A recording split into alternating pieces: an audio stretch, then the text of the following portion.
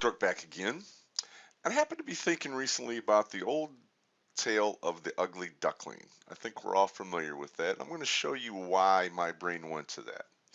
When we think of charts or ducklings, we think of pretty little charts like this, where we define an x-axis, a y-axis. In this case, we ran a linear model prediction through Aster of a ton of clinical trials data. We also looked at what phase it's in. And when we think of the chart, we're looking for pretty little colored dots that have nice labels on them. And we can click on the dot and we can see details. We expect that the label range shows us the kind of values that we're in. And that's what we think of when we think of ducklings. The reason I thought of the story of the ugly duckling is we're not always looking at 9 items out of the whole set.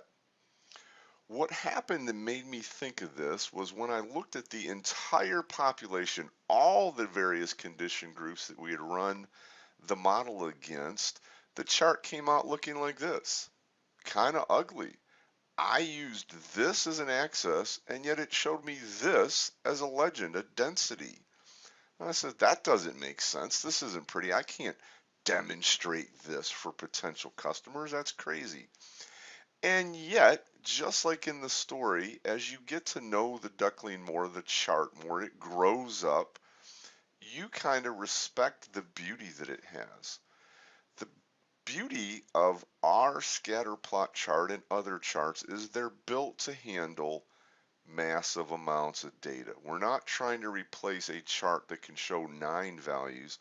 We're looking at thousands of values. As I scroll into this, you see down here another type of a legend comes up that lets me show where I'm at, and I can keep moving around. So it's letting me zoom in. As I continue to zoom and narrow my focus further and further, it changes from just being ugly dots to showing me how many different condition groups are in that location that had this probability of success at this average phase. As I continue to go further and further in, that's when this thing starts becoming a swan for me.